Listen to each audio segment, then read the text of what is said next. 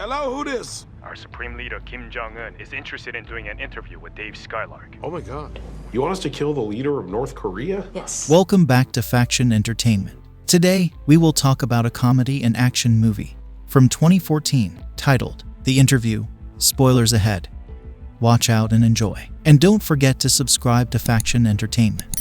At the beginning of the movie, we see a little Korean girl is singing the North Korean national anthem, which features hateful and violent lyrics against the United States. Then in the next shot, a nuclear missile is launched into the sky. News stations around America report on the controversial actions of North Korea and comment on the leadership of Kim Jong-un. Meanwhile, Dave Skylark is the host of an entertainment talk show called Skylark Tonight in New York City. He starts his show by interviewing Eminem. Dave's producer and best friend Aaron Rappaport is in the control room with the crew. Dave asks M about the offensive lyrics to his songs. M says most of them stem from personal feelings while very casually letting it slip that he's gay. The crew freaks out and decides to strike while the iron is hot and exploit this. Aaron tells Dave what to ask while he and the crew celebrate Eminem coming out on their show. After the episode is done, Dave takes Aaron out at night to a surprise party that they hold for Aaron in celebration of airing 1,000 episodes. There, Aaron meets an old schoolmate named Jake. Jake criticizes Aaron for selling out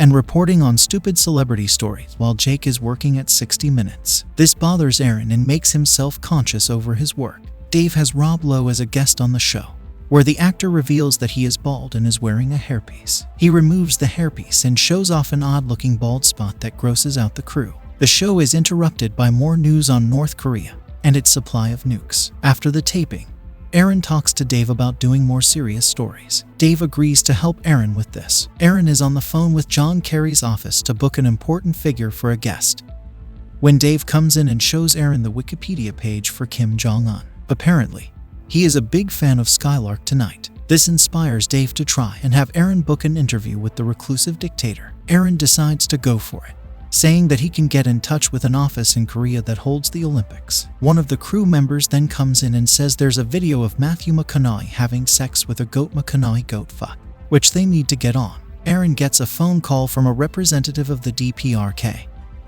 the Democratic People's Republic of Korea, inviting him to travel to China to meet with North Korean officials to determine what to do with securing an interview with Kim. Aaron makes the trip to China, hiking all the way to the top of a mountain near the North Korean border. He collapses with exhaustion and is awoken by a helicopter descending. North Korean soldiers step out, followed by a woman named Suk. She gives him instructions on what to do when meeting Kim. There will be written questions for Dave to ask Kim, scripted by his people. They leave him there with a small bottle of water. Returning to New York, Aaron tells Dave and everyone at the studio of his experience. Dave gets excited and brags to everyone on live TV that he has scored an interview with Kim Jong-un. He is subsequently criticized by other TV hosts like Seth Meyers and Bill Maher. Dave thinks they're just jealous, and he later does ecstasy with Aaron. They host a wild and destructive party at their house. The next morning, the guys are visited by agents Lacey and Botwin from the CIA. Dave is immediately attracted to Lacey, as she tells them the reason for her visit. Since they are going into North Korea, the CIA has decided to use them to assassinate Kim. This is so that a coup d'etat by the North Korean military can happen and the people of North Korea can finally have a suitable leader. Dave immediately accepts, but Aaron pulls him into another room and tells him that Lacey is probably trying to honeypot them by exploiting her good looks to rope them into a plot like this. Dave and Aaron go to the CIA headquarters where Lacey briefs them on their mission.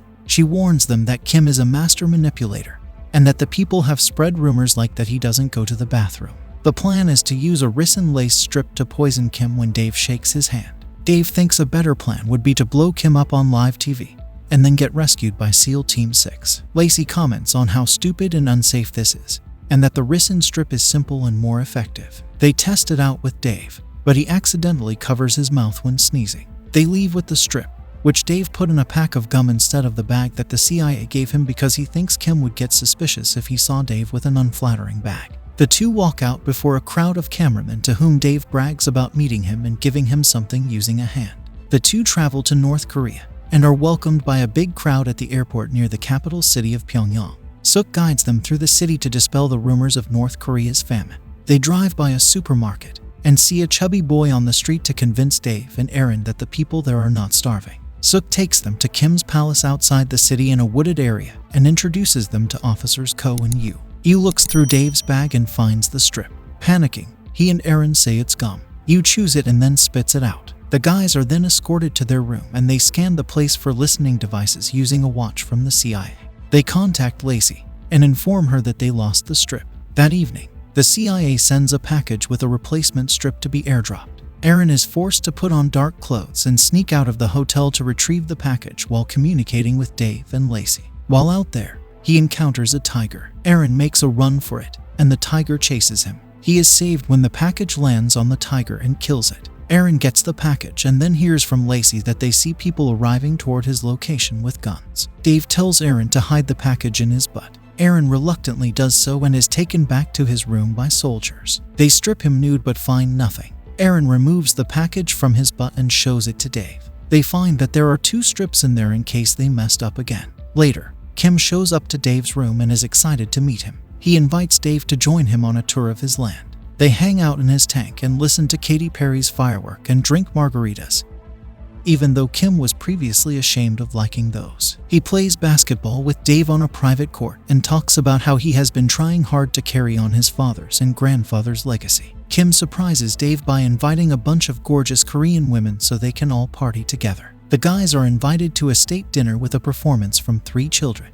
Aaron notices Yu looking sweaty and unwell as the ricin is starting to take effect. He motions to Dave, who notices. Yu stands up and vomits blood. Ko tries to calm him down. Yu takes out his gun to kill himself, but he ends up shooting Ko in the head, spraying blood everywhere. Kim cries for them, as does everyone else. Afterward, this incident gives Dave doubts about the mission, and he throws the ricin strip away in a fountain against Aaron's protest. Kim goes to Dave's room again to invite him to another dinner. Aaron sticks his hand out with the other strip in his palm to poison Kim himself, but Dave stops him. At this dinner, the once charming Kim reveals his true aggression and violent nature when he threatens nuclear warfare against every enemy of his in retaliation for the deaths of his 2 best officers. Dave leaves frightened. On the streets, he walks past the supermarket and finds that it's a fake with a wall painted to look like a grocery store, along with fake fruits on display. His trust for Kim has completely gone. Suk visits Aaron in his room as he is trying to get the strip off his hand.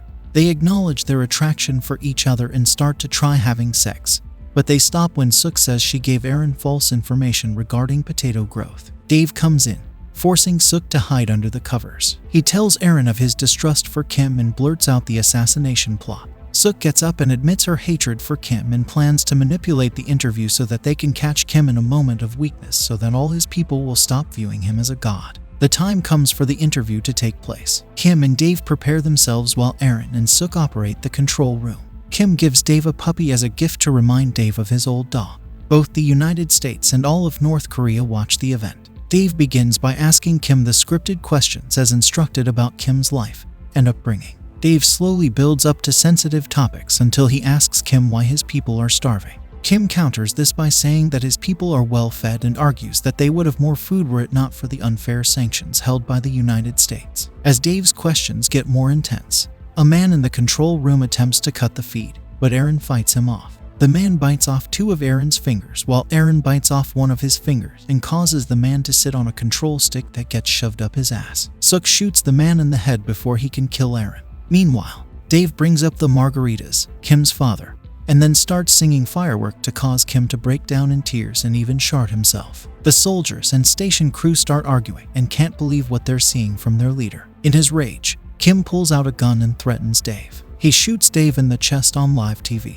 Dave falls to the floor as Kim leaves. Dave stands up and reveals he was wearing a bulletproof vest. The soldiers storm toward the control room. Suk shoots them all down. She and Aaron reunite with Dave and the puppy. Kim learns that Dave survived and gets angry because he got hunadicked by Dave when he was already trying to hunadick him. Dave, Aaron, and Suk attempt to escape when they see more soldiers heading toward them. Dave runs back to commandeer Kim's tank and runs the soldiers over. Kim gets in his chopper and prepares to launch a nuclear strike. The chopper fires at the 3 in the tank. Dave aims the tank at the chopper and launches an RPG, obliterating Kim in a fiery blast and holding off the launch. Suk leads Dave and Aaron to a mining tunnel that will take them west to the coast. She and Aaron part with one last passionate kiss. He and Dave make it far enough and are rescued by SEAL Team 6. They take the guys home. As they ride across the sea, the 2 reflect on their adventure. Back home, Dave writes a tell-all book on the mission. North Korea is shown to be prospering with democratic elections starting to take place. Aaron also manages to keep in touch with Suk through Skype. That is all for this video. I hope you liked it. If you did, give it thumbs up. Subscribe to Faction Entertainment and turn on notifications so you can get notified by YouTube when we upload a new video. Thanks for watching.